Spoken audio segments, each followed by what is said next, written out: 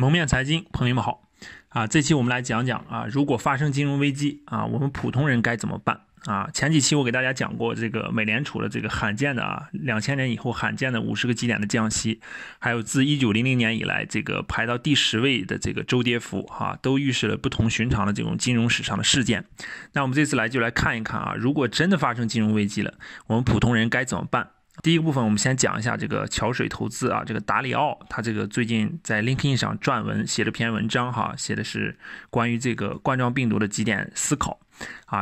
这是第一部分。第二部分呢，我们再讲一讲这个红杉资本最近在3月6号对他这个在美国所投资的企业写了一封信第三部分我们在最后就讲一下作为普通人我们该怎么办我们有哪些策略可以应对这种危机和应对这种风险。我们先看第一部分第一部分我们讲一下这个达里奥的这个撰文。他这个达里奥大家知道这个他创办的桥水投资是全球最大的这个对冲基金在这个18年以前吧他应该是每年赚的钱应该是全球都是排到第一第二名，数一数二的应该是也算是最赚钱的对冲基金如果放长了这个时间维度去看的话。那桥水投资呢，达里奥呢，他在3月3号在 LinkedIn 上就是在 LinkedIn 上就撰文关于这个冠状病毒呢，他写了3点主要讲了3个事儿。第一个事儿呢，他就讲了病毒，他对病毒的一个看法第二个事儿，他讲了这个病毒对经济造成的影响。第三个呢，他讲了这个资本市场的一个影响对资本市场的影响。那第一件事先说病毒病毒它比较谦逊他说他尽管与世界一流的这个专家进行了交流但他依然不想下一个定论也不想在这个上面做一个赌注他觉得病毒本身呢有高度的不确定性而他自己呢又不是这方面的专家他比较谦逊的说自己在病毒方面是一个愚蠢的狗屎是一种英文比较谦虚的一种表达方法。那第二点呢，谈到对经济的影响呢，这个他就非常明确了这一点我觉得非常有这个借鉴意义和思考意义对我们。他说短期内呢可能对经济的这个影响非常大短期内经济会大幅下滑，然后呢会反弹，但是他认为不会对经济造成这个长期的持续影响这是前面说的结果后面有一个 but 但是这块就说的就很关键了。他说但是呢，如果疫情发生同时呢叠加以下几种情况时，这个就会变得非常糟糕是哪几项情况同时叠加呢？首先第一种就是有巨大的这种贫富差距或者政治的这种差距激烈的这种对抗的左右派这种导致这种民粹主义这个诞生。第二呢，就是经济处于下行期可能产生很多的这个激烈的这种无序的争端。第三呢，就是说这个有巨额的债务和无效的这种货币政策。第四呢，就是有新兴大国挑战现有的世界大国他说了这4种情况，如果这个疫情的发生又叠加了这4种情况的话，他认为可能会非常糟糕那大家来看一下他说的这4种情况巨大的贫富差距。我们看不管是在美国还是在中国还是在这个整个全球这金融危机以后08年以后这个贫富差距是越来越大。大家应该也深有感受这个工薪的这个收入始终跑不赢这个资本的收入跑不赢资产价格的这个泡沫辛辛苦苦10几年20年也很难买到一个这个房子或者是一些资产。那贫富的差距越来越大整个在这个富人的群体2%不是占有不是28%的分化，已经变成了2%和80%的一种分化2%的人持有80%的这种资产80%的人只持有2%的这个资产所以这种分化非常非常大。第二个就是经济下行期大家可以感受到尤其在这个18年以后18、19年这2年一直处于一个持续的经济下行，有非常多的这个隐藏的矛盾在里面。第三个呢，就是这种有巨额的这种债务和无效的货币政策大家想一想是不是现在整个全球经济的这种巨额债务我之前有一期节目还讲了全球的这个债务占到 GDP 的比例已经达到300%多总的量已经是200多万亿美金的这个债务规模非常大不管是中国、美国还是世界其他的各国。那无效的货币政策之前我有一期也讲过不管是美联储的这个空间还是这个全球其他央行的这个货币空间包括是中国货币政策都越来越窄越来越小像美联储这次50个基点降息以后呢，它的已经基准利率已经到了 1.25 在下降的这个空间变得很小它不见得还有很大的空间去进行这种货币刺激。那这是第3个，第4个就是这个有新兴大国挑战现有的这个世界大国啊。那我想啊，我不讲这个不言自明啊，它指的是哪个国家去挑战哪个国家啊。然后在讲完这4种叠加的情况以后呢，他又说了一句话啊，他说上一次发生这种情况呢是20世纪30年代第2次世界大战的前夕啊。那时隔了90年，现在可能我们又遇到这种情况，对吧？那这是他讲的这个对经济的影响。那第3部分他就讲了这个对资本市场的一个影响。对资本市场的影响，他讲了3部分啊。第一点，他讲的就是长期的因为这种牛市环境啊，使人变得这种自满，而且使用的这个杠杆化程度越来越高啊，包括 ETF 的这个被动买入基金规模也越来越大啊。第二点呢，他讲到就是说，如果这是100年一遇的这种灾难性事件的话，那可能会摧毁一些保险公司啊，或者是有一些没有参保的一些个人也会受伤很严重。第3点呢，他就是讲到这个央行的这个政策的有效性啊，他认为这个降息和增加流动性啊，不会实际性的提升那些不想出去消费人的这种消费活动啊。其实这个跟我之前讲的也是一样，我之前讲过中国迅速的这个推动这种复工，想让经济的迅速重启。但是呢，我讲过，如果没有需求的这种复苏呢，那只会变成一个单纯的这个累加库存啊，也就是说库存规模会越来越大，但是没有需求，没有消费，而库存呢又是消耗现金的啊，所以这是上面我是讲的这个达里奥啊，就是这个撰文关于这个疫情的这种3点思考啊。第1点是关于病毒的思考，第2点是对经济造成的影响，第3点呢是资本市场的一个影响。好，这是达里奥啊，这个桥水基金全球最大的这个对冲基金。然后第2部分呢，也就是在昨天吧，3月6号的时候，这个红杉资本啊，大家知道红杉资本是全球这个1等1的啊，顶级的这种风险投资资本。他呢给他在美国的这些被投企业的创始人和 CEO 写了一封信啊，那这封信呢也是非常有参考意义啊。他首先呢提醒企业家做好应对黑天鹅的准备。而且他是谈到他自己的业务呢，因为遍及全球，可以获得关于这个冠状病毒对全球业务影响的第一手资料啊。他说他看到3点啊，第1点是业务的这个剧烈萎缩啊，第2点是供应链的中断啊，第3点呢是旅行的减少和会议的取消。他认为呢，可能需要几个季度啊，才能确定这个病毒是否能被遏制，而经济恢复呢，又需要更长的时间啊。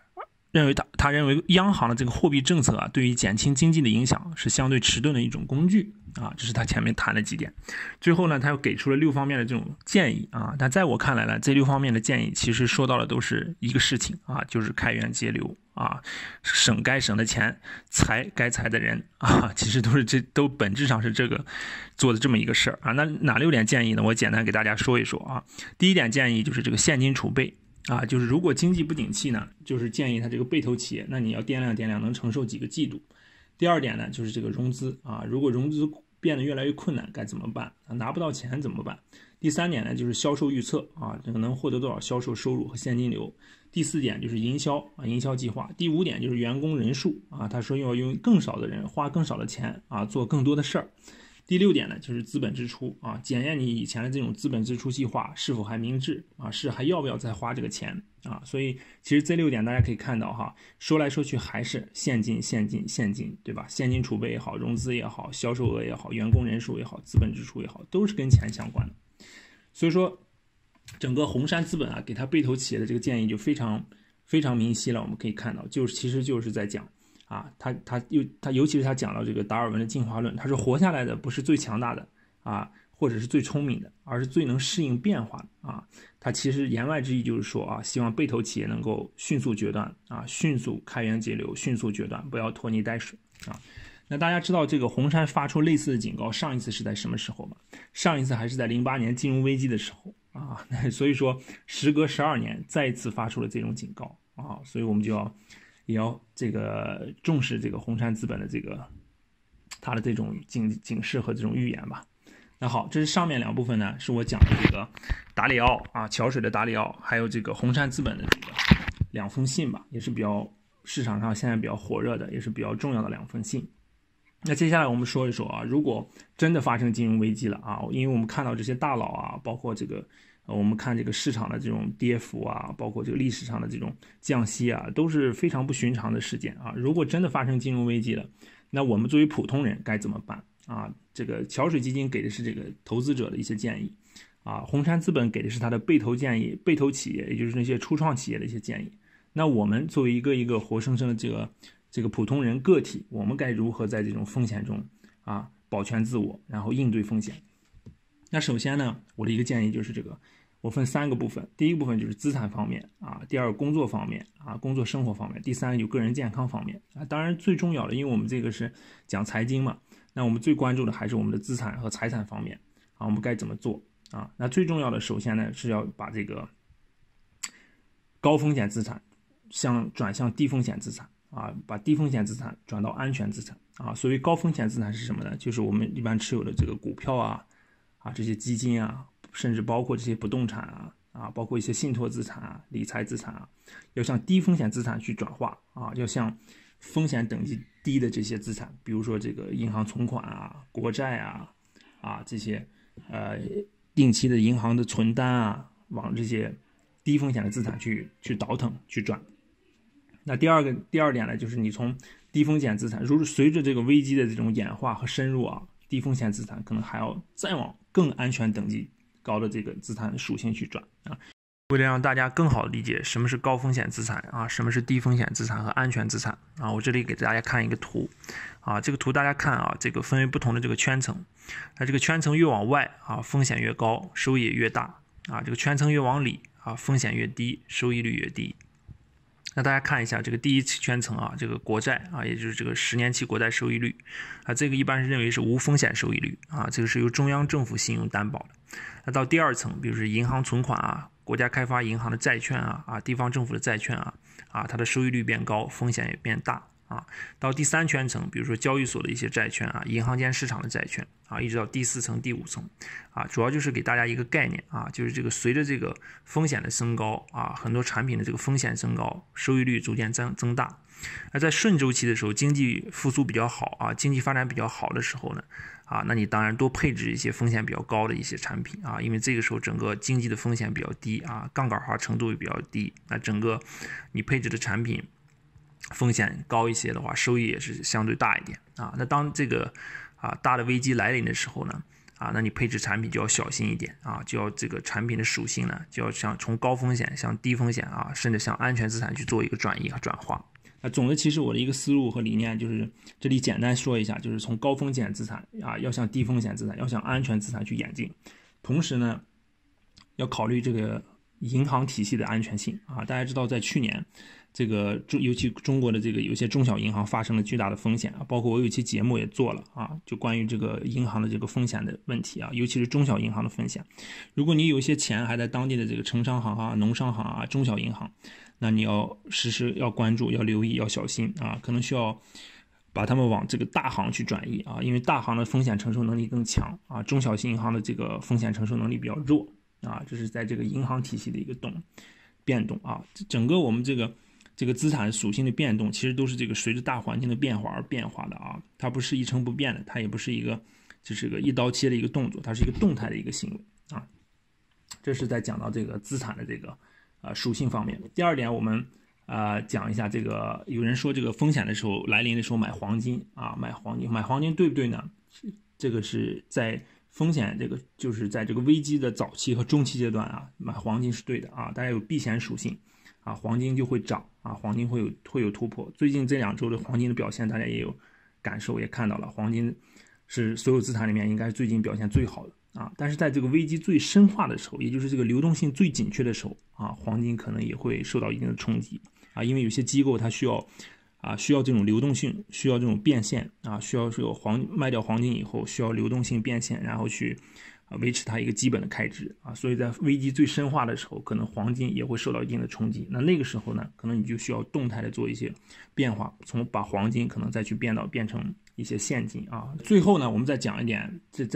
简单讲就是在这个工作方面和个人健康方面工作方面呢，那当然是积极的要保持现有的工作在工作中要提升自己然后这个其实每次危机过后总有这个新陈代谢所以流水不腐能够不断的迎来新的这种生机，有新的产业才有新的机会大家想一想，如果10几年20年这各国央行都在不停的进行逆周期调节